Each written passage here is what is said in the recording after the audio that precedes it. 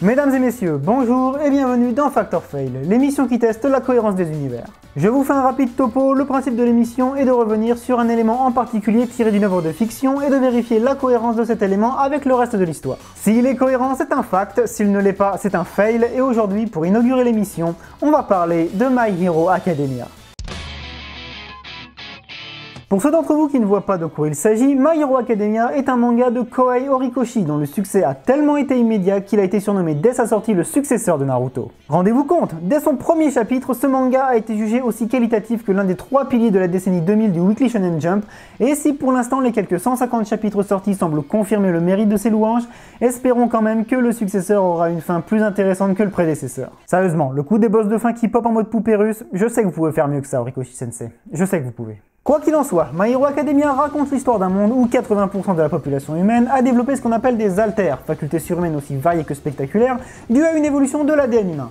Face à ce bouleversement de la société, le monde a alors vu apparaître une nouvelle profession qui jusque-là n'avait été qu'un rêve ou une fiction, le super-héroïsme. Sauf que qui dit 80% de possesseurs d'alter dit logiquement 20% de non-possesseurs d'alter, et c'est malheureusement le cas du jeune Izuku Midoriya, qui grâce à divers événements réussira néanmoins à intégrer le lycée UA pour apprenti super-héros. Ça, mesdames et messieurs, c'est le pitch de base de My Hero Academia, et c'est ce qui va nous servir à démarrer l'étude d'aujourd'hui. Petite précision d'ailleurs avant de vraiment commencer, tous les éventuels spoils qui apparaîtront dans cette vidéo ne seront que le strict minimum nécessaire au développement de mon propos, mais je m'excuse par avance si je vous révèle certains détails clés du scénario que vous auriez préféré découvrir par vous-même. En principe, rien ne devrait être qualifiable de la sorte, mais je vous préviens quand même, on ne sait jamais. Alors, d'après le synopsis que je viens de vous faire, les alters sont des facultés issues d'une évolution de l'ADN humain. Et si je vous confirme que certains alters sont effectivement tout à fait explicables par les lois de la génétique, comme par exemple la présence d'une queue, l'émergence de caractères batraciens ou encore la possibilité de durcir son corps, d'autres en revanche ont l'air de plus relever de la magie que d'une quelconque science réelle. Sérieusement, un gars qui peut annuler l'effet d'une mutation en fixant des yeux son possesseur, une fille qui peut créer n'importe quelle matière ou objet à partir de son propre corps, et une autre qui peut littéralement rendre inexistante la masse des objets qu'elle touche, pour moi c'est pas des mutants ça, c'est des sorciers à la limite, mais bref. Nous ne sommes pas là pour juger de la cohérence du manga dans son ensemble, nous ce qui nous intéresse c'est un détail isolé. Du coup, cette analyse, autant la faire sur un point un tant soit peu ambigu, histoire qu'il y ait un petit challenge qui fasse durer le suspense. Et parmi tous les pouvoirs déjà apparus dans la série, entre les transmutations réussies de Fullmetal Alchemist et les incantations non formulées de la saga Harry Potter, celui qui me semblait le plus intéressant à analyser, y compris devant le sacro-saint One for All, se trouve être le pouvoir de Stain, le tristement célèbre tueur de héros. Là encore, pour ceux qui ne sont pas familiers avec My Hero Academia, je garderai secret le background et le rôle de ce personnage dans la série. Tout ce que vous avez besoin de savoir de pertinent à son sujet se limite au fait qu'il n'est pas du côté des protagonistes, en même temps on le surnomme le tueur de héros, c'est pas pour rien, et qu'une suite d'événements l'amèneront à affronter Izuku et deux de ses camarades. Et ce combat, qui se déroule entre les chapitres 50 et 56, il nous intéresse drôlement, car c'est grâce à lui que la nature du pouvoir de Stain nous est entièrement révélée. Pour faire court, il suffit au tueur de héros de boire le sang d'une personne, et celle-ci se retrouvera parfaitement incapable de bouger pendant un certain laps de temps. Du coup maintenant, je vous pose la question fatidique. Pour vous ce pouvoir, fact or fail? Les paris sont ouverts jusqu'à la fin de la démonstration. Tout d'abord, que savons-nous vraiment des détails du pouvoir de Stain? Eh bien, une observation attentive des événements du combat ainsi que les informations découvertes par les héros ou données par l'auteur lui-même via les bulles de narration nous permettent de définir que l'alter du tueur de héros est soumise aux 3 règles empiriques suivantes. Numéro 1. L'immobilisation ne touche que les muscles moteurs, c'est-à-dire ceux intervenant dans la mise en mouvement du corps. Numéro 2. La durée d'immobilisation dépend du groupe sanguin de la victime selon l'ordre croissant suivant, groupe O, groupe A, groupe AB et groupe B. Numéro 3, l'immobilisation ne démarre qu'à l'instant où le sang de la victime entre en contact avec la langue de Stain. Donc, à supposer que le pouvoir de Stain soit cohérent et qu'une mutation le rende effectivement capable d'immobiliser une personne en buvant son sang, son mécanisme de fonctionnement devrait obéir à ces 3 règles. Vérifions si c'est le cas. Pour commencer, petit cours rapide de génétique. L'ADN humain est, de manière très simplifiée, comparable à une encyclopédie contenant tout le savoir et les instructions nécessaires à l'organisme pour qu'il fasse fonctionner le corps. Cette encyclopédie est constituée de 23 tomes nommés chromosomes, chacun existant en 2 exemplaires au sein de chaque cellule du corps et dont les chapitres sont appelés les gènes. Ces gènes, en fonction de l'information qu'ils contiennent ainsi que de la localisation de la cellule qui les contient, assurent la synthèse de substances, à savoir ARN et éventuellement protéines, qui à leur tour servent d'outils au bon développement et fonctionnement de l'organisme. Maintenant arrive le cas des mutations. Une mutation, ce n'est ni plus ni moins qu'une modification de l'information contenue dans l'ADN. En fonction de l'endroit de l'ADN où elle se produit et de la nature de la modification, les conséquences peuvent aller d'inexistantes à purement et simplement mortelles, en passant par l'apparition, la suppression ou le remaniement de caractères exprimés par l'individu. Donc, si l'on en croit les lois de la génétique, l'alter de Stein, dans sa description la plus basique, se résume à la production d'une substance. Et cette substance, que nous appellerons de manière totalement originale HK, pour Hero Killer, devra donc obéir aux 3 règles énoncées précédemment, à savoir n'affecter que les muscles moteurs, pouvoir interagir avec le système sanguin en prenant en compte le groupe de la victime, et être sécrété uniquement par la langue de Stein. Déjà, pour ce qui est de la règle numéro 1, pourquoi faire la précision que seuls les muscles moteurs sont affectés?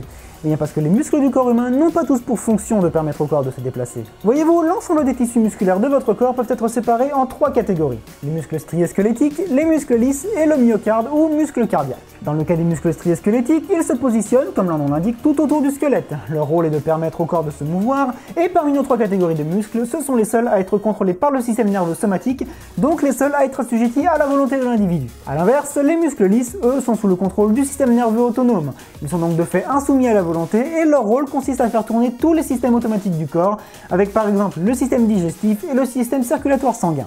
Enfin, le muscle myocarde est le muscle entièrement dédié à faire battre le cœur. Il est lui aussi contrôlé par le système nerveux autonome et va de pair avec les muscles lisses pour la gestion du système sanguin. Et c'est là qu'on se dit heureusement que le pouvoir de Stein ne paralyse que les muscles moteurs. Vous imaginez si ce n'était pas le cas? Eh bien, non seulement ces victimes seraient sûres de mourir si la paralysie pouvait affecter le cœur, les arrêts cardiaques c'est pas vraiment ce qu'il y a de meilleur pour la santé, à ce qui paraît, et si elle touchait également les muscles lisses, comment dire, vous voyez le barrage qui en principe ne s'ouvre que lorsque vous passez plus d'1 minute aux toilettes? Oui, donc j'imagine que vous comprenez ce qu'il se passe lorsque ce barrage se retrouve forcé de ne plus rien retenir. On est d'accord, c'est pas ce qu'il y a de plus efficace pour conserver la dignité de la personne. Bref, sur cette image poétique, tout ça pour dire qu'il est effectivement important de préciser que les muscles affectés par le pouvoir de Stein sont uniquement les muscles striés squelettiques. Seulement maintenant, est-il possible pour une substance de n'affecter qu'un seul type de muscle? La réponse est effectivement oui, c'est possible.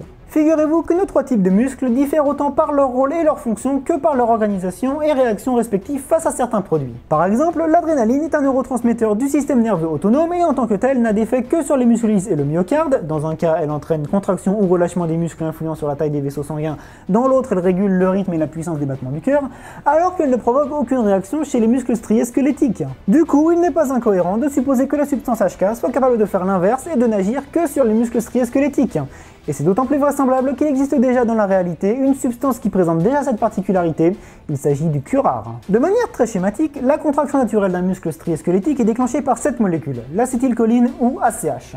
Lorsque cette molécule libérée par le système nerveux se fixe sur un récepteur précis de la cellule musculaire, ça provoque une entrée d'ion calcium dans la cellule, et après quelques autres étapes, le muscle finit par se contracter.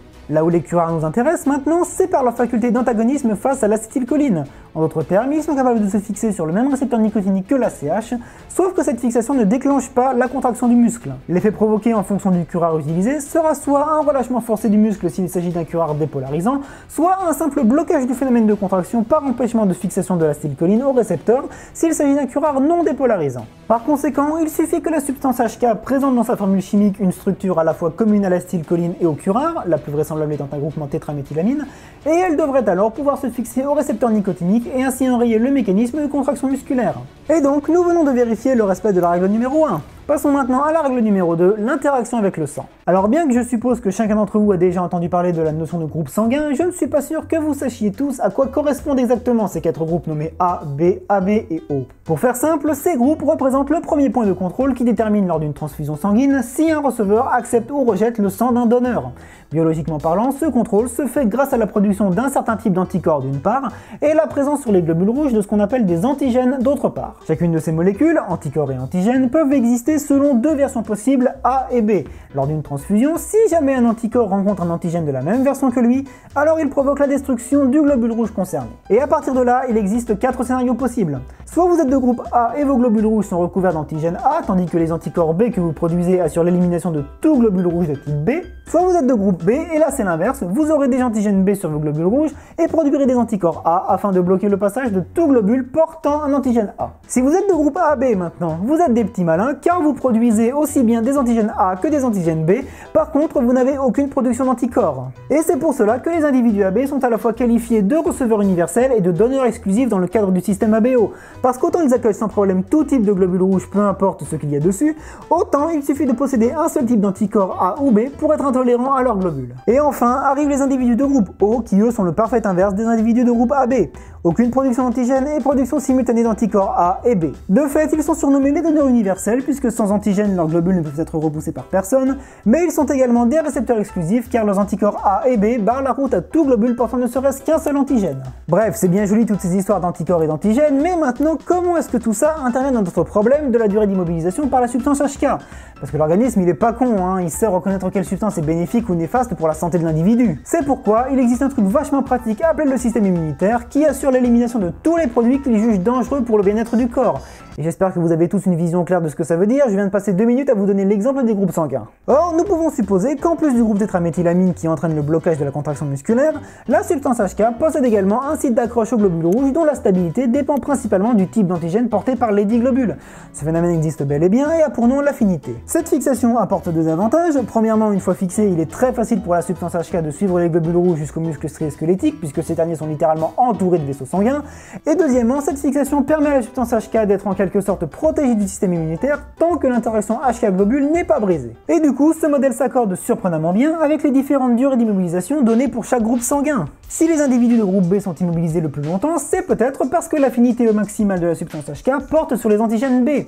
Ainsi, l'interaction HK-globule B est extrêmement solide et une quantité optimale de molécules HK est transportée par le sang vers les muscles sans que le système immunitaire n'ait pu faire grand chose. Cette affinité doit être moins importante envers les antigènes A, ce qui induit une interaction HK-globule A plus faible, d'où une élimination par le système immunitaire plus efficace, une quantité moins importante d'HK arrivant aux muscles et donc un temps d'immobilisation plus court. Dans le cas du groupe AB maintenant, le temps d'immobilisation intermédiaire entre les groupes A et B peut s'expliquer par le fait que quand une molécule HK rencontre un globule rouge AB, elle peut soit se fixer de manière très stable sur un antigène B, soit de manière moins stable sur un antigène A. Et à partir de là, par simple statistique, il y a plus de molécules HK qui arrivent aux muscles que chez les individus complètement A, mais quand même moins que chez les individus complètement B.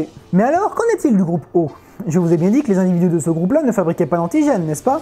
Dans ce cas, comment se fait-il qu'ils ne soient pas carrément immunisés à la substance HK, puisqu'elles ne devraient donc pas pouvoir s'accrocher à leur globule rouge, et donc se faire entièrement maraver la gueule par le système immunitaire? Eh bien, c'est parce que les éventuels antigènes A et B ne sont pas les seules molécules à être présentes à la surface des globules rouges.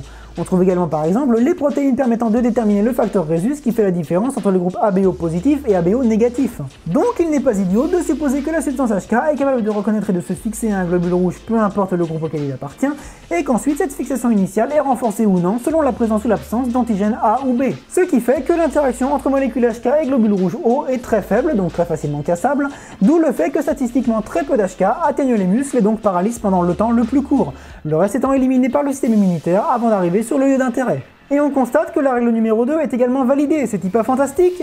Mais ne nous réjouissons pas trop vite non plus. Avoir validé 2 hypothèses sur 3 n'est pas suffisant pour conclure que le modèle est fiable.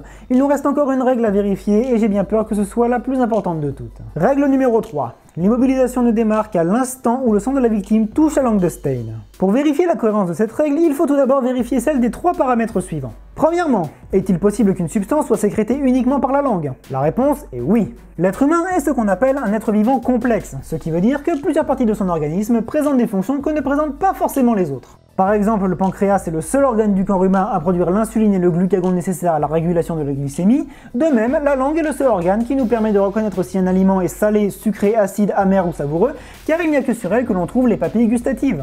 Tout cela est dû au fait que même si chaque cellule du corps contient l'intégralité de l'ADN, elle n'exprime pas toutes l'ensemble des gènes à leur disposition selon qu'elles se trouvent à un endroit du corps ou à un autre. Donc sous réserve de la supposition que seules les cellules linguales de Stein expriment son alter, alors logiquement la substance HK ne peut être produite que par la langue. Deuxièmement, est-il possible que la substance HK prenne effet à l'instant précis où le sang de la victime touche la langue de Stein? Là, ça commence à partir en sucette. Car même si la substance HK peut effectivement être injectée dans le flux sanguin à l'instant où Stein lèche une plaie de la victime, il faut quand même prendre en compte le temps nécessaire pour qu'elle arrive au muscle. Même la succinylcholine, qui est le curare le plus rapide utilisé en anesthésie dans le cadre d'une opération médicale, a besoin de 30 secondes minimum avant de commencer à agir.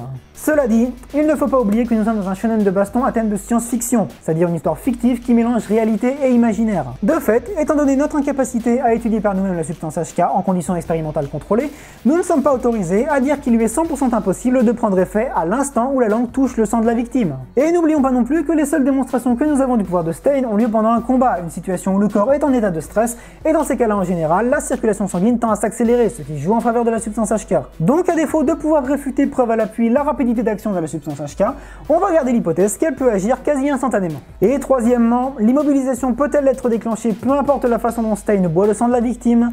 Cette fois, non.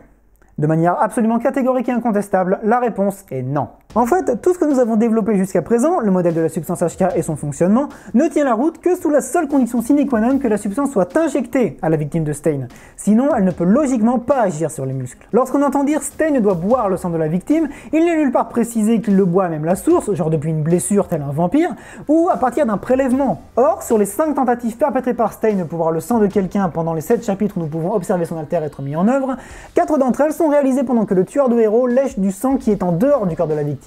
Et ironie de l'histoire, la seule fois où il tente de lécher directement une plaie est aussi la seule où il se fait contrecarrer. Cependant, il pourrait y avoir une hypothèse de sauvetage à ce problème.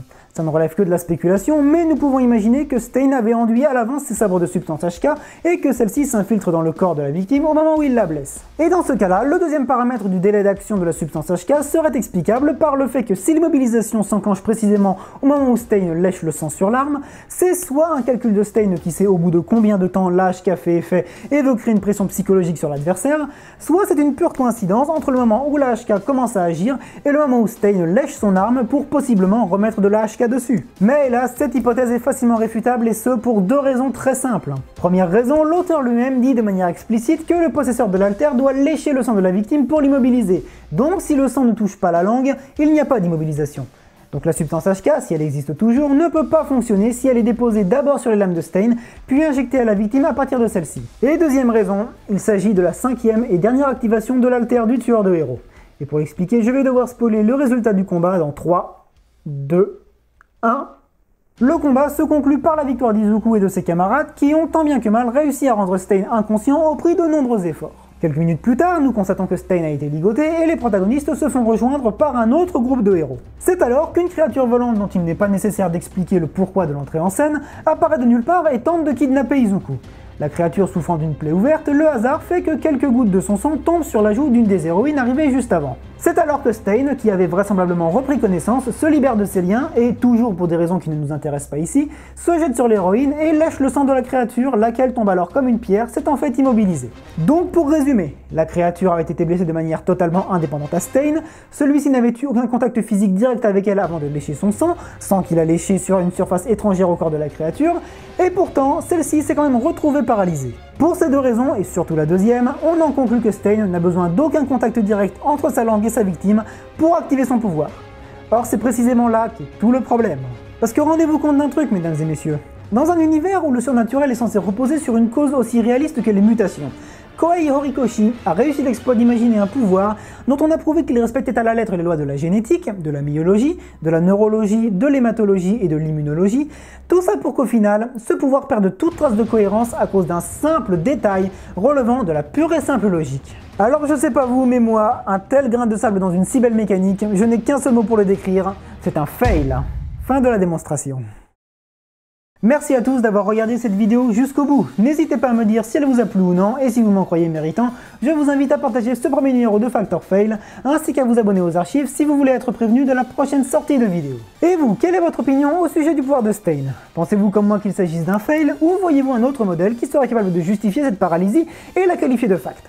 N'hésitez pas à m'en faire part dans les commentaires. Quoi qu'il en soit, que vous partagiez ou non mon point de vue, j'espère que vous garderez à l'esprit que je n'ai jamais vendu le modèle de la substance HK comme étant un modèle parfait, et encore moins comme un modèle complet. Je n'ai fait que vous présenter les grandes lignes d'une réflexion qui met en exergue une incohérence logique que j'estime majeure. Mais quand bien même cette incohérence n'aurait pas existé, et comprenez par là si Stein avait été obligé de lécher le sang de sa victime à même la plaie, ce modèle aurait toujours apporté autant de nouvelles questions qu'il n'apporte de réponses. Par exemple, comment est-ce que la substance HK est synthétisée par les cellules linguales de Stein? Quels récepteurs des globules rouges permettent aux individus de groupe O d'être paralysés malgré l'absence d'antigènes A et B sur leur membrane? Est-ce que Stein peut être paralysé par son propre alter? Si ce n'est pas le cas, comment est-ce que son organisme combat la substance HK. Et surtout, si l'on voulait être rigoureux, il faudra se demander pourquoi certains muscles striés squelettiques ne sont pas touchés par cette paralysie. Je pense notamment aux muscles oculomoteurs qui permettent les mouvements des yeux, ainsi que les muscles de la mâchoire et de la respiration, visiblement ineffectés eux aussi, puisque les victimes de Stein sont toujours capables de parler et de respirer pendant la paralysie. Dites-vous bien que ce détail est la deuxième plus grosse menace à la fiabilité du modèle HK derrière le problème des conditions de léchage de sang. Si j'ai préféré ne pas l'évoquer au cours de la démonstration, c'est pour les mêmes raisons qui m'ont fait fermer les yeux sur le délai d'action de la substance HK. Tous les deux pouvaient être approximés et leur étude aurait pu être remise à plus tard dans la réalité, contrairement aux conditions de léchage dont nous avions toutes les observations nécessaires dans le manga. Voilà pourquoi je terminerai cette vidéo en vous rappelant le slogan de Factor Fail. Tous les arguments du monde ne permettront jamais de valider une théorie, mais un seul contre-argument sera toujours suffisant pour l'invalider. Allez, c'était Val en direct des archives, à la prochaine!